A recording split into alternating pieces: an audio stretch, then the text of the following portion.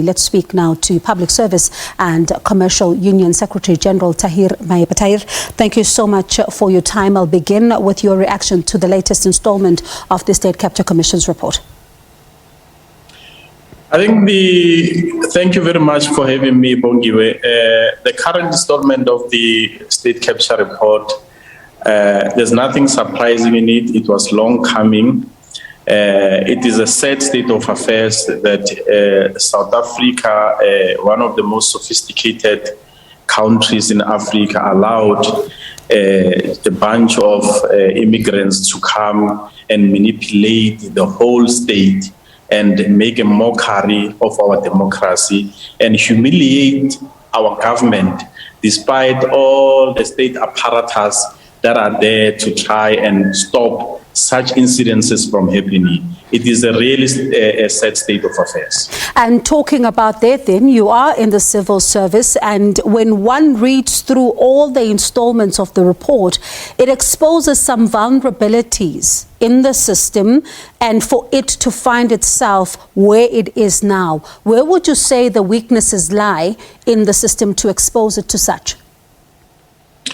I think our main problem that we are having in the country is the fact that despite the fact that the roles and responsibilities of different levels are clearly defined in our laws, in our regulations and all that, the politicians have taken over the roles of administrators in the public service, whereupon they decide what's supposed to happen and when it's supposed to happen.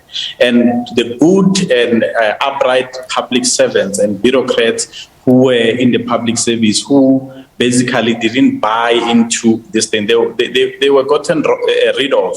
And then new people were brought in who were just basically dancing to the tune of politicians. And until such a time we make sure that the politicians are not given an easy access to the administrative apparatus of the public service, this whole thing is not going to stop, it's going to continue, because of majority of the director generals and the head of departments who are currently within the state institutions are at the mercy of these politicians. And these politicians, they know that.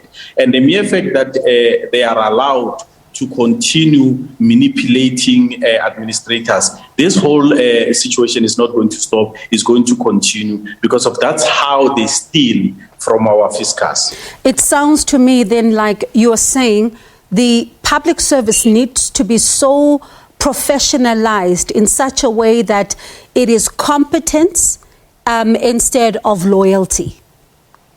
Exactly. Public servants are not supposed to be loyal to any politician. They're supposed to be loyal to the state. They should not be linked to any political office. They need to be independent of politics. We have seen the similar situation in Johannesburg with the 138 employees who basically are linked to a political party. And that's where the problem is. If an administrator is linked to a political party or a political appointee, automatically it means that the loyalty is there, is not with the state. And that is a risk to our government. How does government then begin? Because Tahir, one of the things that is very clear in that report, is that the patronage system, and you've just described it as well, is laid bare there. How does government begin then to even rid itself of this and to create mechanisms to ensure that this particular network does not get to thrive as much as it has? It starts with the leadership. It starts with the leadership. So long as we have presidents whose careers are dependent on being elected by thieves, this thing is not going to stop. Because what happens here, we need a situation where the president who happened to appoint the ministers is able to deal and crack the whip with politicians who are involved in this unbecoming conduct in real time. But currently, we don't have that. We don't have leadership in this country that is willing to bite the bullet and do what is right. Because of every consideration that they take before they take action, it's about them being re-elected into the positions that they are. And so long as that is the case, it's not going to help. So these coming laws that says, as a country, as people, we need to directly elect our own president, I think it's going to help, because of presidents that are linked to political parties. Unfortunately, they don't have authority, they don't have power, they sing to the tune of their political organization.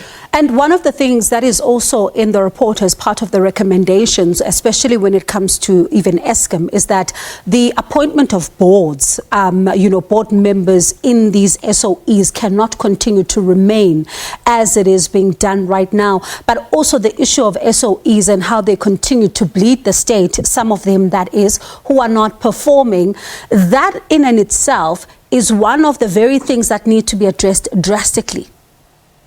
Absolutely. This has been my outcry for many years about the manner in which the state, especially the state institutions boards, are appointed. It's all about political patronage. It's got nothing to do with skills. It's about loyalty and being able to sing to their political masters. And that in itself, it has made or weakened a majority of these state-owned companies. So the boards, we need a different system in terms of how these boards are appointed. It cannot be left in the hands of the ministers responsible for those departments. You will remember, Bongiwe, how much we fought that, for instance, with the PIC, we should not have a deputy minister sitting as a chairperson of the board. Because of that in itself, it makes the institution vulnerable, and it makes the workings, the corporate governance of those institutions weak. Because of the moment a politician is there or a politician is in charge,